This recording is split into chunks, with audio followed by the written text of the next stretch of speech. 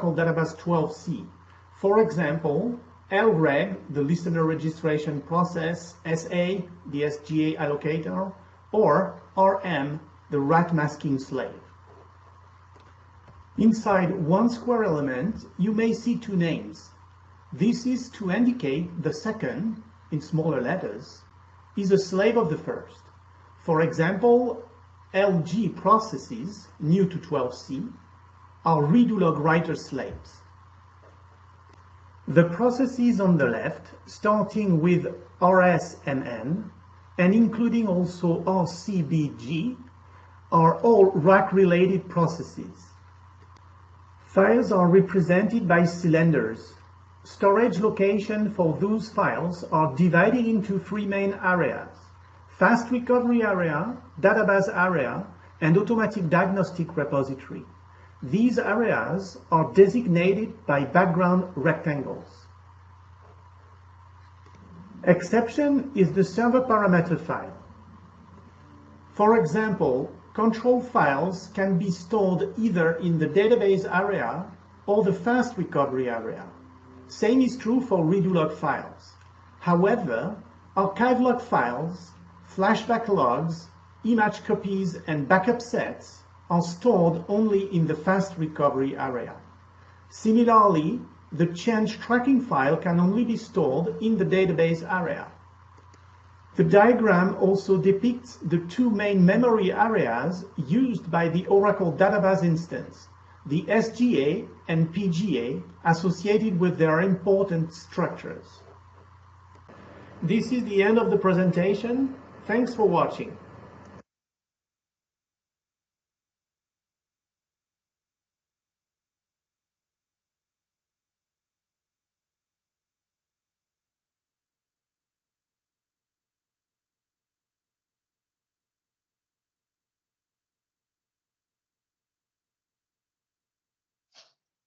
Bueno, ya hay un numerito conectado. Entonces, bueno.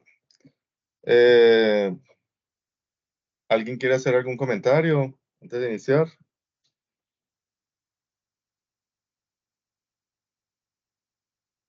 Yo tengo una pregunta con respecto a la instalación, pero no. Adelante. No, sino que la instalación se puede hacer en local o toca hacerla en, pues os recomiendo que la hagamos en una máquina virtual para aprender también la conexión con el servidor. Tienen la libertad de hacerlo en realidad como ustedes decidan, pues, ¿cierto? O sea, la recomendación que yo hago es no utilizar la máquina física por si sucede algo durante la instalación, por ejemplo, se quedan sin espacio, se quedan sin a lo mejor conectividad o algún error que suceda, pues, o más adelante simplemente quieren volver a instalarla, es más fácil en una máquina virtual. En una máquina física toca hacer el proceso de desinstalación, pues, y ustedes saben que cualquier proceso o simplemente si no la desinstalan, sino que después no la usas, eso queda rodando en memoria, eso queda consumiendo recursos y a menos de que sea que la necesitan utilizar todos los días y que suba automático, bien. Pero generalmente, por decir algo, si no requieren que todos los días esté funcionando, tienen que estar pendientes, hacer un mecanismo para que no suba automáticamente, ¿no? Entonces, en mi opinión personal, en una máquina virtual, una máquina en la nube, ustedes se ahorran ese procesamiento en su máquina física, ¿listo? Pero no hay ninguna restricción. Si ustedes desean hacerlo porque quieren tener la base de datos ahí rodando, perfecto. ¿Listo? Listo. Yo no hice la instalación y me tocó desinstalarla precisamente porque me quedó por allá en una carpeta que no era en descargas. Entonces me llenó eso como de 1000 archivos por allá en eso. Y me tiró el Sí, PC. sí. No, Y como es un proceso de aprendizaje, no es nada fuera de lo normal tener que instalarlo una, dos, tres veces. Por lo menos en mi caso, me ha tocado repetirla varias veces como vimos en la instalación que hice ahorita de la 21. uno tiene que tomar la previsión de descomprimir en una ruta que uno quiera manejar y no por ejemplo, en el desktop. Porque si lo dejas en el desktop, ya la instalación te queda amarrada a esa carpeta. Entonces, lo más sano, por ejemplo, en mi caso en el laboratorio que les mostré y le acompañaron la instalación, yo tendría que desinstalar, volver a instalar para elegir una ruta que sea como que mi propia uso y costumbre. ¿Listo? Listo. Profe, a mí me pasaba también que no me abría el programa pues, después de descomprimido y buscando en internet era porque la carpeta raíz o una de las carpetas tenía como un espacio en el nombre. Entonces ahí para que también tengan en cuenta los compañeros y les Ah, vaya a muy salir. bueno. Que, No, que buen dato. descomprimen, eso, descomprimen y usted cuando le da pues como en el z.exe no abre, o sea, abre la ventanita y vuelve y se cierra. Me pasaba mucho eso y yo, pero ¿qué pasó? Y me puse pues, a buscar en internet y es porque si la tenemos, por ejemplo, en una carpeta no sé, la carpeta del usuario en mi caso tenía el nombre Alex Espacio Franco, me tocó colocarle como un guión bajo para hacer la separación, porque no me abría. Y ya después de eso, pues ya abría con normalidad, para que de pronto lo tengan en cuenta. Y antes de descomprimirlo, asegurarse que las carpetas o las subcarpetas donde lo vayan a instalar no tengan espacios, porque si no toca volver a instalarlo, así me pasa a mí. Toca volver a borrarlo, cuadrar la carpeta y volver a descomprimirlo nuevamente. Muchas gracias, Alex. Buen dato. No me había pasado. Bueno, ahí que lo comentas y comparte esa experiencia. Para el resto también ahí de los compañeros, hay un par de amigos que realizaron la instalación y me enviaron al correo como que las evidencias. Entonces me gusta como que ese formato para yo tener en los registros quienes ya tienen laboratorio, entonces pueden proceder también de esa forma. Listo, no lo habíamos alineado, pero me parece válido. Agradezco ya a los que ya enviaron, se tomaron el trabajo de tomar ahí evidencias y enviarlo. Y nuevamente, en general, felicitarlos ahí por ese esfuerzo también. Dime, creo, ibas a comentar algo. Sí, también, ¿sabes qué me pasó? Es mejor que lo instalen en una máquina virtual, porque, por ejemplo, si la máquina tiene un dominio muy largo, el nombre de la máquina es muy largo, al momento de la instalación no deja por ese nombre tan largo. Ah, ok, Entonces es chévere. mejor hacerlo en una máquina virtual porque él tiene como cierto tamaño de caracteres cuando va a crear el motor. Perfecto. Entonces es mejor en la Bueno, máquina virtual porque imaginen en la máquina local uno cambiando el dominio. correcto. No, no, buen Maluco, pues que dato. Muchas gracias y también ahí por compartirlo. Prácticamente en esta no nos pasó porque sí, hay uno por costumbre a veces le coloca nombre de 8 caracteres o cortito a la máquina, pero cuando uno instala la máquina física como tal, a veces agarra un chorizo ahí medio larguito, a veces puede tener espacios o guiones o puntos. Entonces, muy buen dato ahí el que nos comparte Pedro de tener por lo menos en la máquina virtual un nombre ahí fácil de acceso y sin muchos caracteres raros. Gracias, Pedro.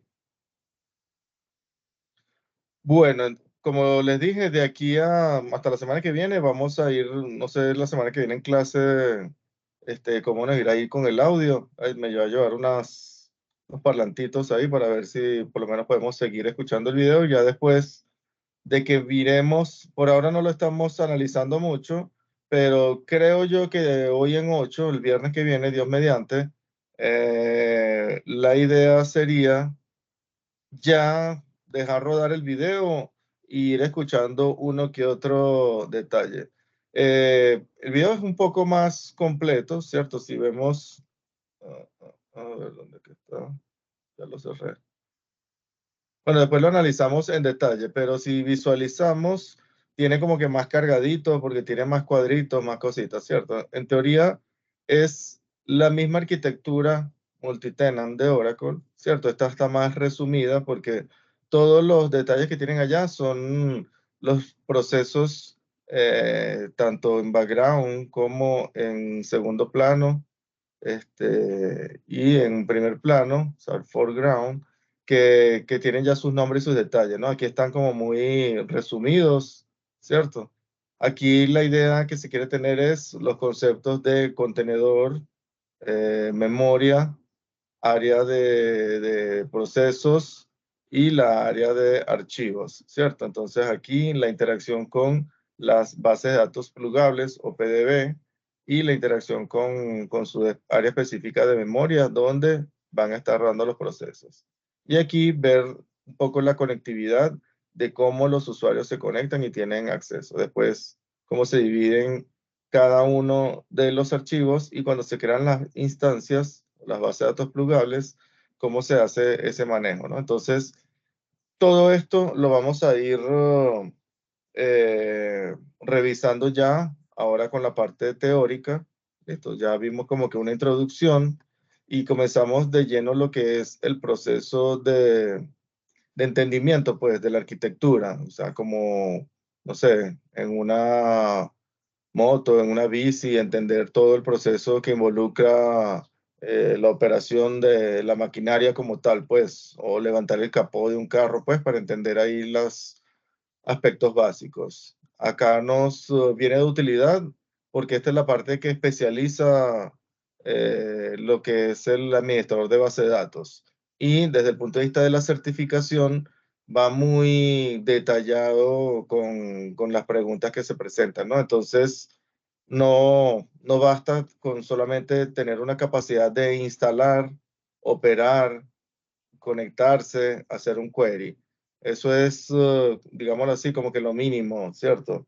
Hay que entrar al detalle de conocer así la arquitectura, conocer los detalles, porque cualquier tarea de troubleshooting va a requerir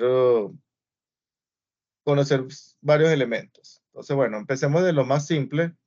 Las arquitecturas previas a la 12C, o sea, que ya manejan el concepto de single tenant, tenían muy similar a lo que se tiene hoy en día. O sea, si se fijan, tengo tres aspectos que son el área de la memoria, el área de los procesos y el área de los archivos. O sea, no es ninguna sorpresa de que esa estructura hoy en día se maneje, solo que en un entorno más multiinstancia, más multicliente. ¿Listo? Pero teniendo claridad y revisando un poco esa arquitectura, nos va a servir de base a la arquitectura actual, ¿no? Entonces, por eso es, o vale la pena mencionarlo. Lo único que hay que tener como que la condición que existía antes, donde esto físicamente tenía que estar en un solo servidor. Yo no podía instalar una segunda instancia, otra, digámoslo así, otra manejador, pues, o motor de base de datos en un mismo unidad o infraestructura física, ¿no? Entonces, igual es bueno revisarlo porque esto es lo que nos va a permitir entender un poco este tema global de la arquitectura, ¿no? Entonces, nuevamente, tres estructuras básicas en una arquitectura previa a la 12C, o sea, estamos hablando de la 8i, 9i, 10G. Entonces vemos acá toda lo que es la estructura del área de programa de usuario, ¿no? La PGA, los procesos de usuario, la estructura global de la memoria o SGA, los procesos y los archivos. Entonces, cuando nos venimos, después más adelante lo vamos a ver, en una arquitectura multicliente, multitenant, vamos a tener esos elementos. Acá nuevamente, entonces, si yo quiero tener una base de datos para ventas o nómina, ¿cierto? O una para nómina, perdón, y para recursos humanos, y esta es la del negocio. Esto implicaba tener, como lo vimos en la lámina anterior, un servidor dedicado a ese motor. Obviamente yo aquí podría tener diferentes tablas, ¿cierto? Pero lo normal es que dependiendo de la unidad de negocio, digámoslo así, se tenga una estructura de base de datos dedicadas, ¿cierto? Yo no puedo tener en mi base de datos tablas de ventas con tablas de nómina mezclado, ¿no? No es, desde el punto de vista arquitectónico, diseño, correcto, ¿no? Pero fíjense que esto implicaba que entonces, no importando la finalidad o la necesidad también de esas bases de datos, se iba a tener exactamente replicado todos los table space, todos los procesos y todas las detalles específicos, ¿no? Entonces, eso implicaba una redundancia ahí de recursos que se fuesen a usar o no, iban a estar ahí presentes. Cuando se inicia con el proceso de arquitectura de las versiones 12C, 19C, acá teníamos una tareita, no sé si alguien tuvo la diligencia ahí de realizarla, sobre qué significa Profe, esta C en las versiones.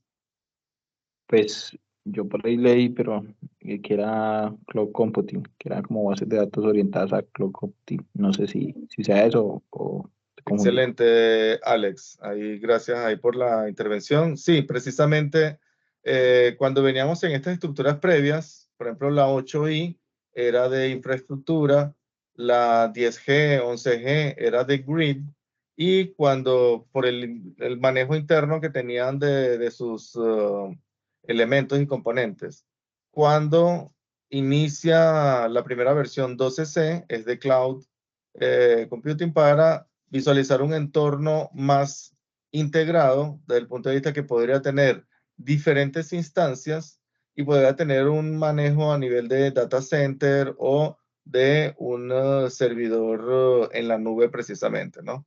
Y de ahí en adelante, fíjense que todas las otras versiones, bueno, me faltó aquí la 18, que la 18 es como que un interlist con la 19 prácticamente lo contiene.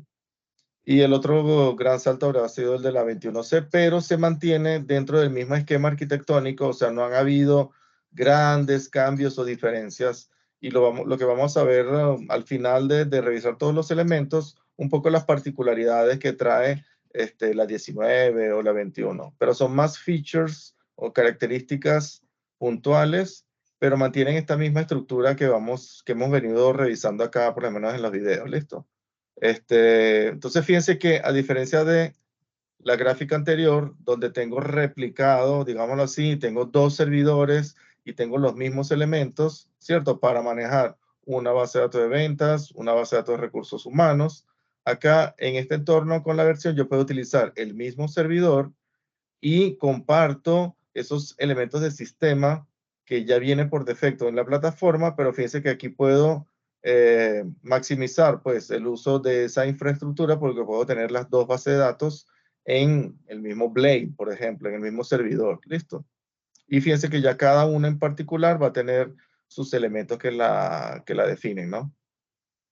Acá entonces tenemos el elemento de contenedor que va a tener mediante sus archivos y sus esquemas, apuntamientos, y en la metadata tiene todas las referencias a las bases de datos, que serían en este caso las PDBs, ¿cierto? Bases de datos plugables o conectables, y va a tener el manejo de sus archivos o estructuras de sistemas.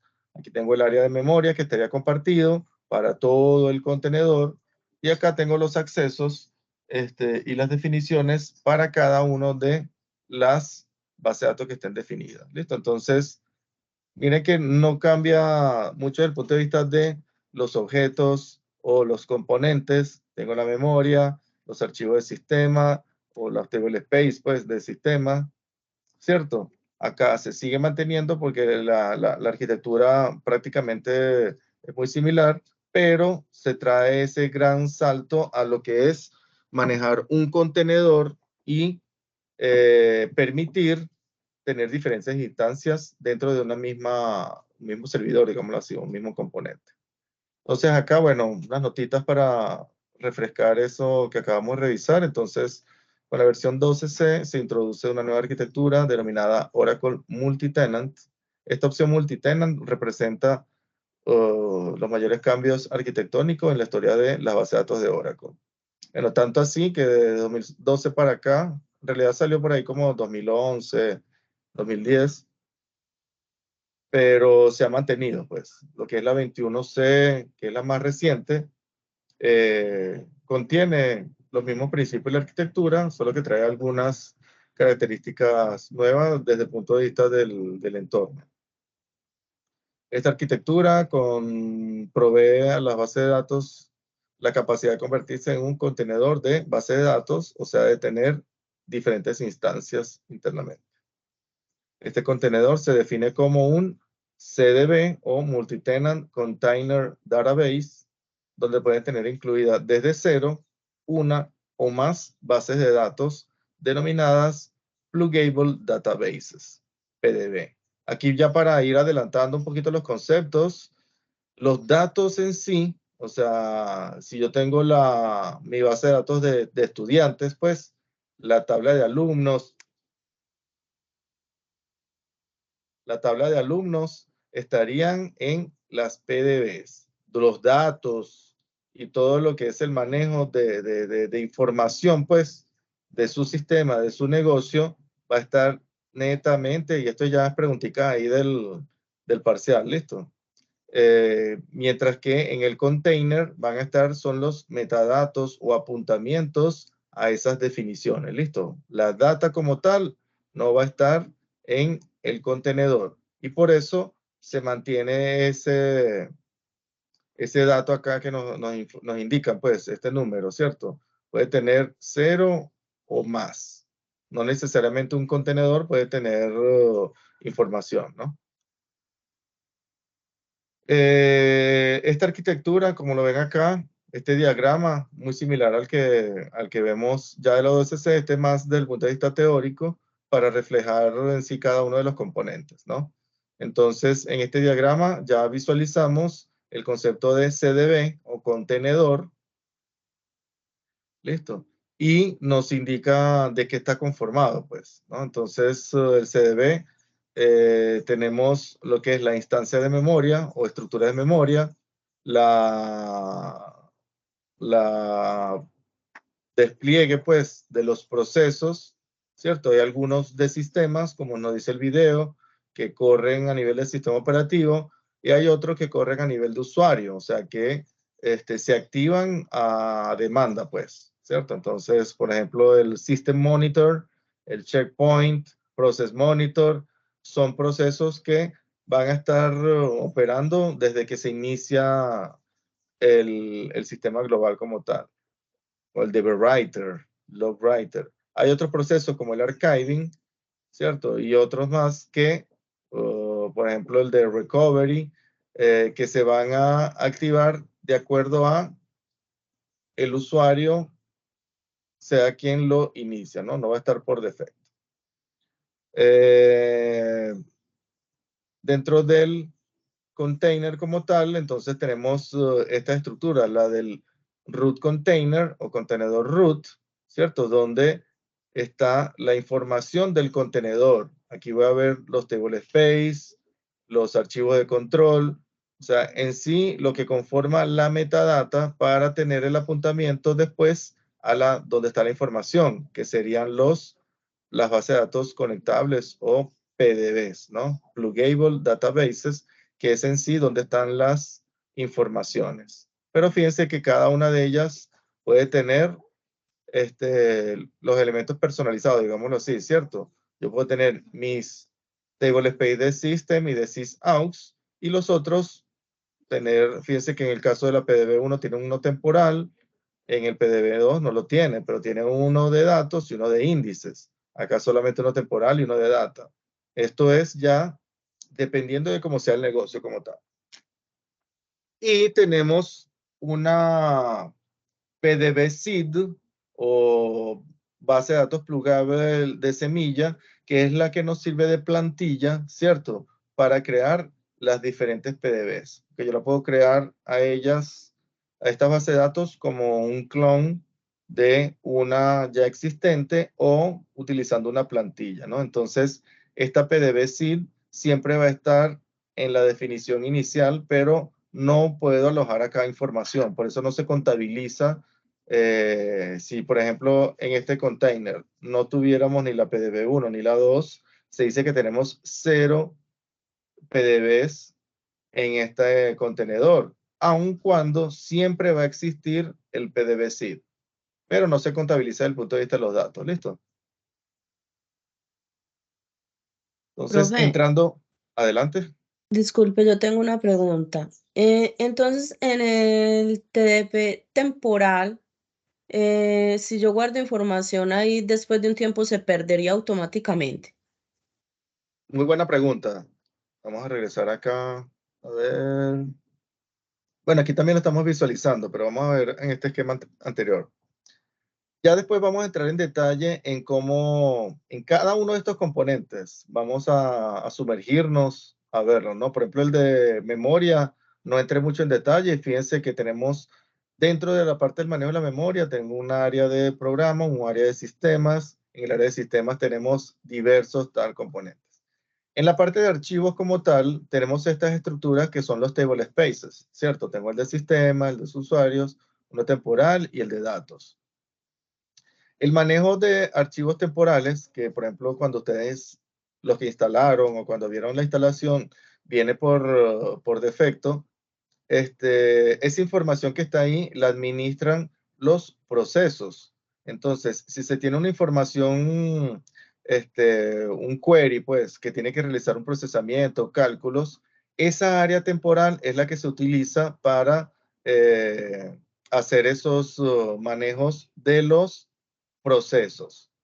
Entonces, esa información ahí es administrada por los procesos como tal. Entonces, él tiene sus tareas de limpieza donde puede hacer lo que nos comenta aquí la compañera, que se elimine alguna información, se eliminen algunas tablas, porque es un área dedicada al manejo interno del sistema.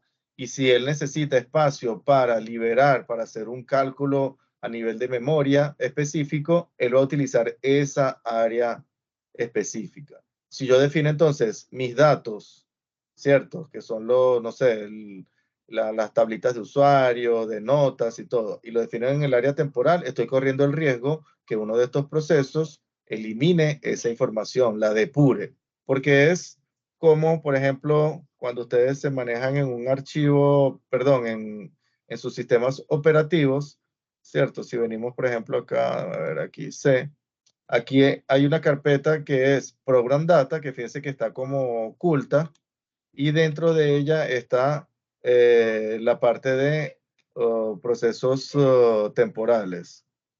Entonces, en esa carpeta generalmente se manejan datos, pero cuando yo ejecuto una limpieza, eso se elimina. Entonces, ahí no sería recomendable tener esas informaciones. ¿Listo? Bueno, ahí la intervención. Entonces, aquí está lo que les digo, pues. Yo puedo tener aquí información, entonces en cualquier momento se puede eliminar. Y fíjense que ahí no están, ¿listo? Entonces, ¿cuál es la idea? Creemos un PDB, creemos los diferentes table spaces y definamos nuestro table space de data. Un error también muy común que suele suceder, hay un área de usuario que es el table space user y también se utiliza el de sistema para crear las informaciones. Entonces, como es el que viene así por defecto, nos acostumbramos y dejamos todo ahí, ¿no? Una vez que se conoce ya esas estructuras, la idea es que se definan de manera correcta.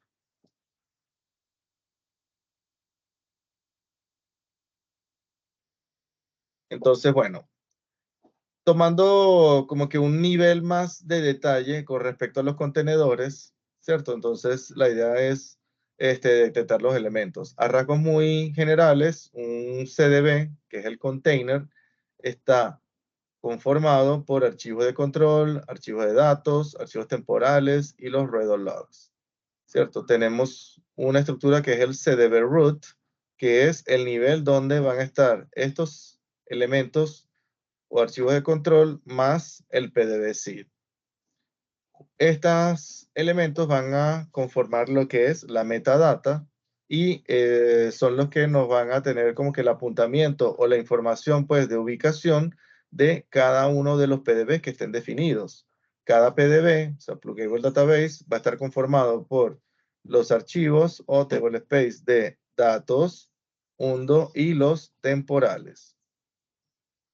Si se tiene activo, ¿cierto? Porque es algo opcional, se tienen los archivos de logs, archive logs y flashback logs, que son archivos de recuperación, digámoslo así. Los archive van a tener respaldos de los momentos o de las estructuras que se tienen definidas en un espacio, que me van a servir de recuperación en un caso posterior, ¿no?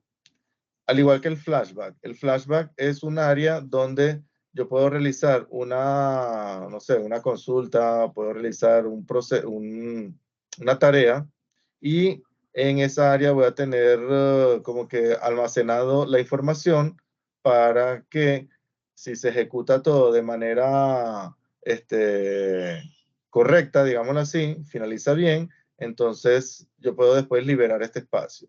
Pero si se presenta alguna falla, alguna situación, entonces yo puedo retornar a un punto seguro y no tenga que recuperar toda la instancia como tal. ¿Listo?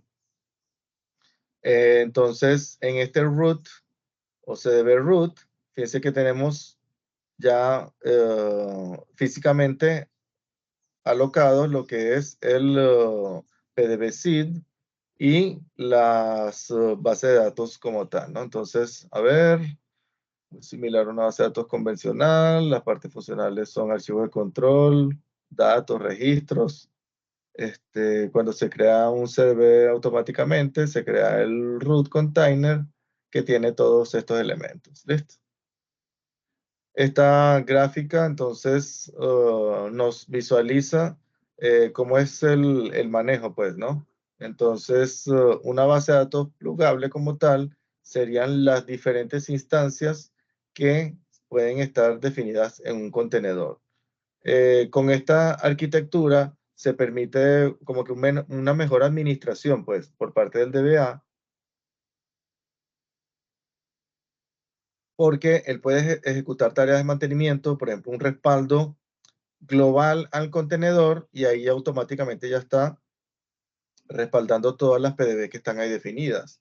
O si lo desea, puede respaldar solamente una PDB en particular para no, no sé, un caso puntual, ¿no? Si se tiene un SLA con un cliente y hay que hacer unos respaldos, no sé, diferentes de otro, entonces yo puedo hacerlo individual o lo puedo hacer global.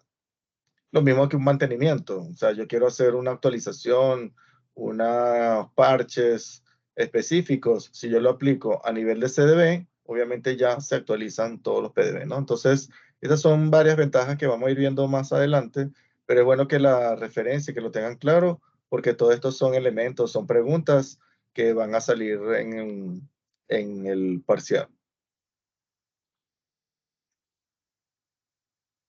Por ejemplo, una ahí que le adelanto y que vamos a ver, lo vemos en esta lámina, el concepto del PDB seed. El PDB seed, como les comenté, es una especie de copia que se tiene por defecto para después, cuando se creen las diferentes instancias de base de datos plugables, se puedan utilizar esas como referencia. Entonces, se puede definir como una especie de plantilla o de modelo de control que después me va a servir para generar otras. Sin embargo, no es la única forma, yo puedo o crearlas desde cero, definiéndola, o puedo ejecutar una especie de copia o clon de una PDB ya creada. Las PDBs estándar, ¿cierto? 1, 2, 3, con el nombre que se definan, son las bases de datos donde se hospedan o se alojan las informaciones de las aplicaciones. ¿Ok? Detalle importante, yo no puedo utilizar un PDB seed para crear ahí una estructura, información y conectar ahí una aplicación. Fíjense que él no tiene conectividad. No es una base de datos, digámoslo así, que puede estar dispuesta para los usuarios. Las PDB entonces se componen también de usuarios, esquemas y objetos propios que permiten la interacción de las aplicaciones. Esa es la gran diferencia con el PDB-C. ¿Un PDB-SID se puede obviar, se puede eliminar? No, es de solo lectura. ¿Listo? Entonces siempre va a estar por defecto cuando se crea un contenedor. Bueno, que se vayan familiarizando con los acrónimos, con las abreviaciones, ¿cierto? CDB, container, PDB, base de datos conectable o plugable, pues, para utilizar el mismo nombre. Entonces, porque se confunde y son cascaritas que van a ver en el examen, porque este mismo gráfico ustedes lo van a tener que identificar, pues, qué elemento es este, qué elemento es este y este otro.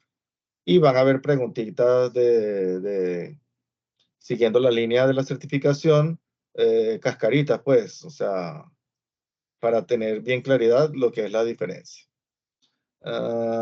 Y para eso tienen todo este testamento, toda esta carreta que está acá, como para ayudarlos un poco, porque sé que son muchos elementos, son muchas componentes.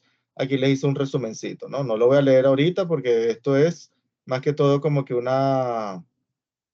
pastelito, pues, no para que lo saquen en el examen, como lo deben tener algunos como facilidad, sino para que lo usen para estudiar. ¿Listo? ¿Dudas, preguntas?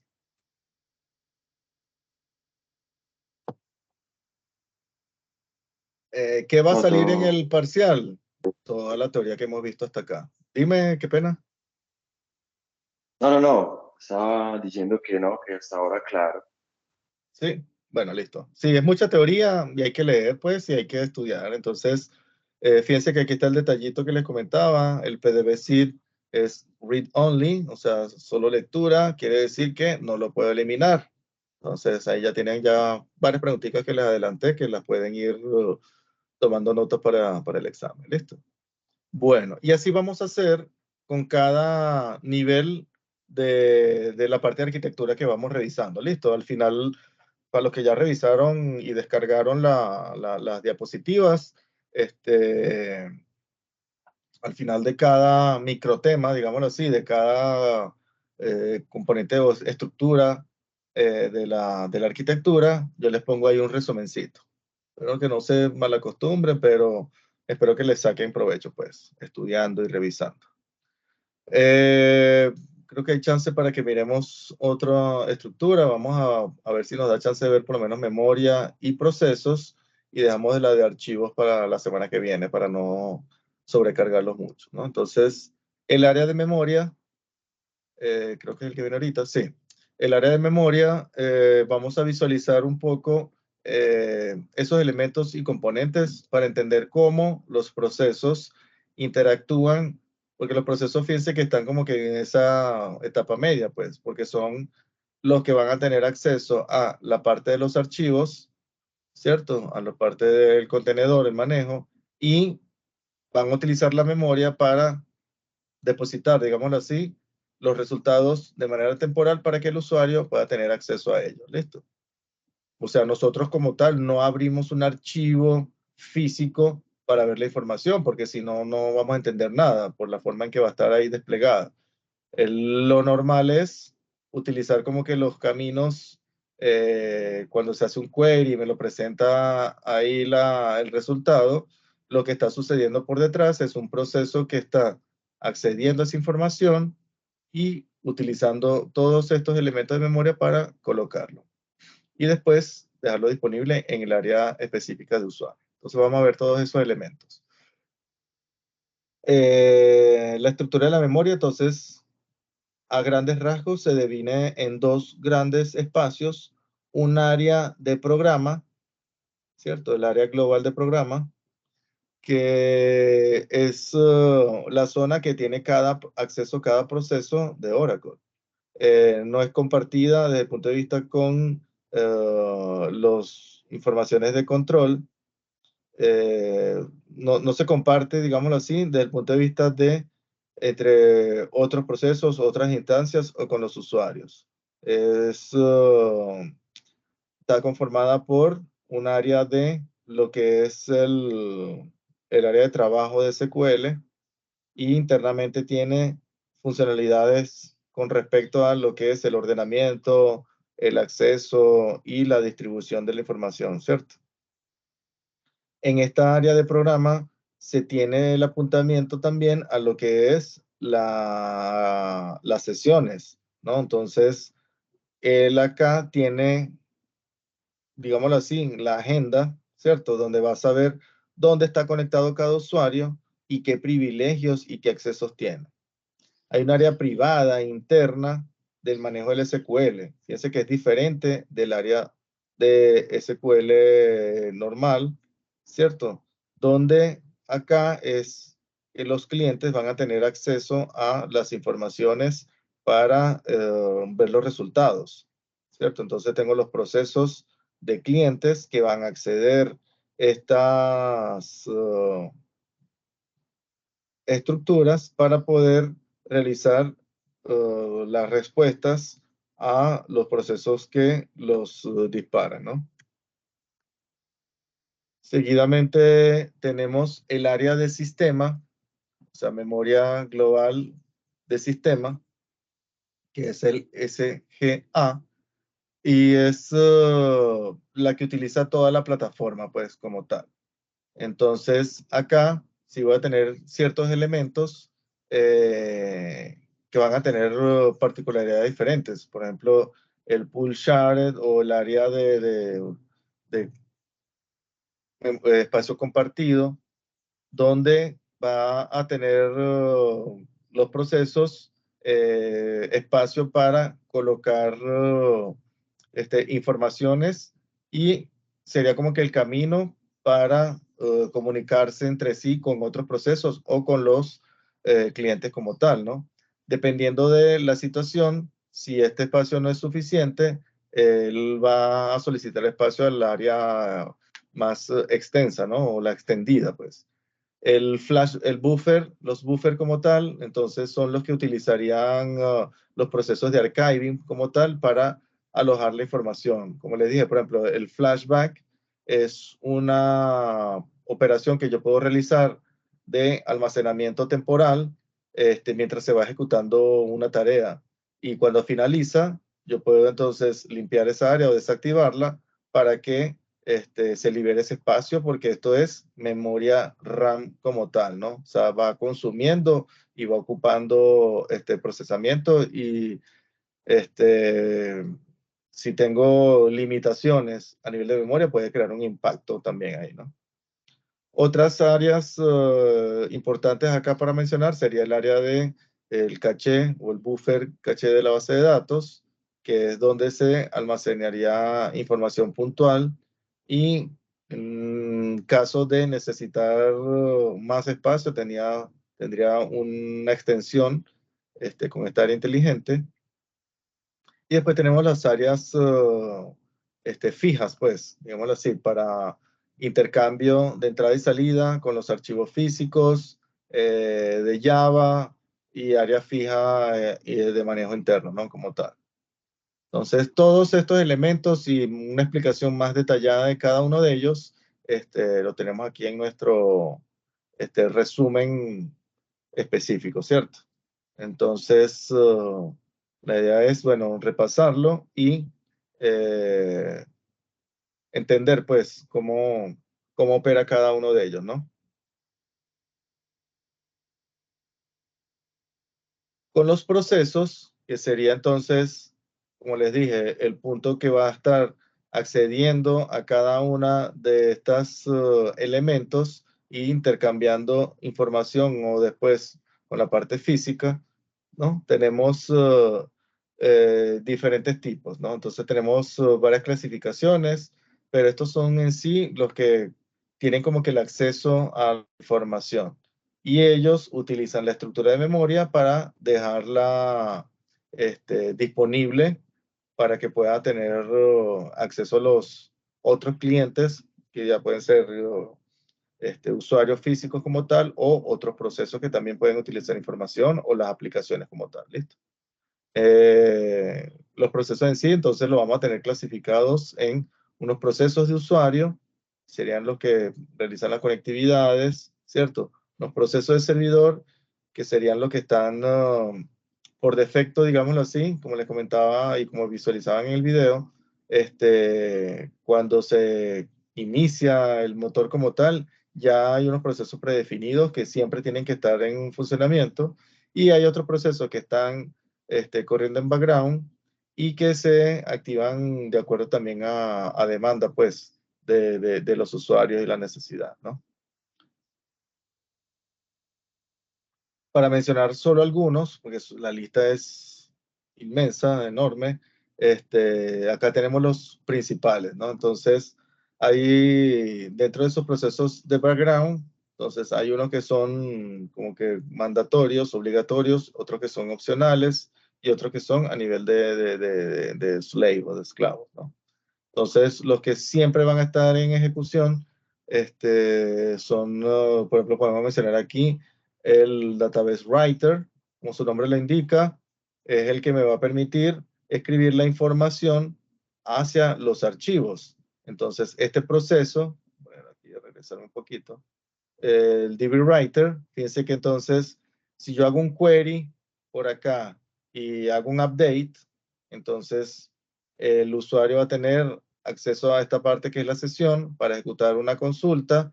El área de SQL va a detectar esa consulta y se la va a enviar al DB Writer. Y el DB Writer es el que va a tener acceso aquí a la información para hacer digámoslo así, ese pisado pues de la información como tal, ¿cierto? Entonces, así como funciona este proceso, entonces tenemos otros como el logwriter que, bueno, hace la misma escritura, pero a nivel de registros para tener un control de cuáles son todas las acciones que se realizan en la base de datos, ¿no?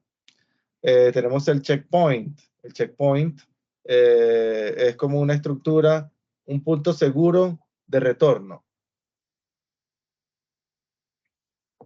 Es una herramienta pues que vamos a tener en caso de tener una situación, una inadvertencia desde el punto de vista que se corrompe alguna situación. Por ejemplo, si se detiene la base de datos de manera abrupta, no mediante un shutdown controlado, puede que haya un proceso de escritura que quede a mitad de camino. La siguiente vez que se vaya a iniciar el servidor, puede que ese proceso me impida el inicio correcto, ¿no? Entonces se tiene que hacer una recuperación y entonces tenemos estos procesos de recovery o de checkpoint que me ayudan a por lo menos retornar a un punto seguro o hacer una recuperación, un mantenimiento, ¿no? Tenemos los procesos de monitoreo a nivel de sistema, o sea, el SMON, o de procesos. Entonces, el System Monitor sería el que está controlando que todo esté corriendo de manera correcta, pero si tengo, por ejemplo, una falla a nivel de espacio en disco o una consulta que no tiene suficiente memoria para ejecutar, este proceso me haría la alarma, me daría la notificación para yo poder tomar alguna medida. El P-Monitor es un proceso que es el que se encarga de monitorear todos los otros procesos. Entonces, si hay alguno que está ejecutando y tiene alguna falla, él es el que se va a encargar de la notificación y el registro como tal. Entonces, como lo ven, bueno, tenemos varios. Aquí resalté como que los principales, pues, como para dedicarnos a estudiar, a analizar los más comunes, pues, ¿no? Entonces, la idea es entrar en detalle y como que detectar la diferencia, ¿no? No es lo mismo monitorear el sistema que monitorear procesos, y hay un proceso específico para cada uno. No es lo mismo almacenar información de negocios, de clientes, que almacenar registros, ¿no? Entonces, la idea es identificar, pues, esas dos diferencias básicas que pueden tener uno que otro proceso que tengan, a lo mejor, nomenclatura similar. Esto. Y bueno, el el área de archivos vimos un adelanto con lo que es la parte de contenedor y base de datos plugable, pero la idea es como que entrar también en detalle en lo que es cada uno de los elementos específicos que conforman toda esa estructura de archivos, ¿no? Creo que nos rindió mucho. No sé cómo están ustedes, pero yo preferiría que viéramos estas láminas. A ver, no quedan muchas tampoco, ¿no? Ah, bueno, mentira, sí. Quedan unas 20 y pico laminitas ahí. Pero prefiero que la visualicemos en la siguiente clase. Como ven acá, una vez que terminemos la estructura de archivos, por aquí, ¿cierto? Más o menos. La idea después es recapitular un poco, a ver lo que son las ventajas. Y aquí, adelantarme un poquito a esta, pues la visualizamos un poco. Las diferencias de lo que serían en el modo de las versiones, ¿cierto? Entonces, fíjense que a nivel acá, de la 19C, él ya trae estas tareas como parte de este proceso de innovación. La arquitectura como tal, como ya hemos empezado a revisar, no cambia mucho. Fíjense, la 19C con respecto a la 12 lo que trae es un indexado automático, mejoras en lo que son los procesos de diagnóstico y reparación, ¿cierto? Tiene un manejo más optimizado, pues, o mejorado a nivel de performance, ¿cierto? Lo que son correcciones o incorporaciones de optimización en los procesos de mantenimiento, ¿cierto? Más pensado en un alojamiento extensivo, o sea, tipo Big Data, Data Warehousing, ¿cierto? Entonces, para a lo mejor agilizar esos procesos es que se tienen todas estas mejoras, ¿cierto? En la seguridad, en la continuidad de negocios, soporte a JSON, el data guard, que es para todo lo que es la replicación, ¿cierto? Entonces, esto sería como que los saltos, pero fíjense que se mantiene la misma estructura, son mejoras, condiciones. Si vemos la 21C, va muy de la mano a lo que es un entorno en la nube, ¿cierto? O sea, para optimizar. Entonces, fíjense que vamos, las mejoras son JavaScript dentro de la base de datos, o sea, yo puedo tener rutinas para optimizar la ejecución de los procesos, JSON, mejoras en el manejo dentro de lo que es la memoria, lenguaje de modelado, macros, mejoras en la parte de gráficos, blockchains, más sharding, mejoras en seguridad. ¿Lo ven? Entonces, son en sí tareas, características para mejorar lo que es la parte de performance, lo que es en un entorno más en la nube, tener un acondicionamiento que permita tener un rápido tiempo de respuesta hacia los clientes. ¿Listo? Entonces, yo por lo menos hoy lo voy a dejar hasta acá. Y el miércoles, Dios mediante, retomamos un poco. Vamos a ver nuevamente el videíto, porque fíjense que una vez que terminemos con esto, ya con toda la arquitectura, regresamos a esto. Entonces, ¿cuál es la idea? A este punto donde estamos hoy, ya sabemos identificar lo que es un contenedor, el concepto de los PDBs. Entonces, poco a poco, deberíamos irnos familiarizando con algunos elementos. O sea, ya a esta altura yo debería, aquí una instancia de CDB, mira aquí en mi PDB seed, sé que es de solo lectura, sé que esto me sirve para crear otras PDBs que pueden tener un contenedor desde 0 o n, como vemos acá, ¿cierto? Tengo aquí entonces lo que son los procesos, tengo aquí el área de memoria, de sistema, el área de memoria de los de programas como tal, cómo los procesos interactúan con esta. No está aquí detallada, pero sé que está dentro de este manejo.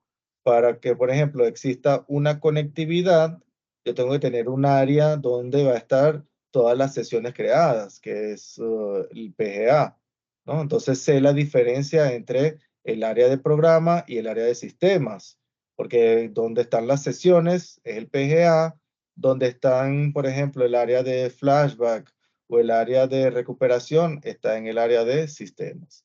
Y así sucesivamente, muchachos. La idea es ir conociendo poco a poco cada uno de estos componentes, elementos. Les adelantaba, no sé si para aburrirlos o no, pero que sí, esta es una parte pesadita, una parte como que complicada de conocer. De aquí la idea es, bueno, una vez que salgamos de esta parte de evaluación, entrar en unos aspectos un poco más prácticos, ¿no? Por eso les traigo videos, situaciones, para que eh, no sé, no se aburran tanto así como tal, porque sé que es un material un poco complejo, pues, de ir asimilando poco a poco, ¿no? Entonces, por eso está distribuido en varias clases, para no dejarlo como que todo en una sola, pues, ¿no? Entonces, por el momento, no sé, no sé si tienen alguna duda, alguna inquietud. Les dejo el resto de la hora para que juiciositos ahí, no sé, repasen, vean otra vez el video, revisen las notitas, ¿no? Entonces, por lo menos acá, la parte de la memoria, después cuando veamos los procesos también, y cuando veamos la parte de los archivos, igualito van a tener aquí bueno, aquí está, ¿cierto? Toda esta carretica que está acá, la idea es que revisemos entonces, y bueno, tomé el trabajito de ponérselo en español, no sé si para mal o para bien, pero bueno, aquí estaría como que el resumencito para lo que es la preparación ya para el examen, ¿listo? Entonces, esta parte la continuaríamos en la siguiente sesión, ¿listo? ¿Una duda, alguna pregunta, algún comentario? Profe, el próximo miércoles es presencial. Sí, correcto. Y nos alternamos la de arriba,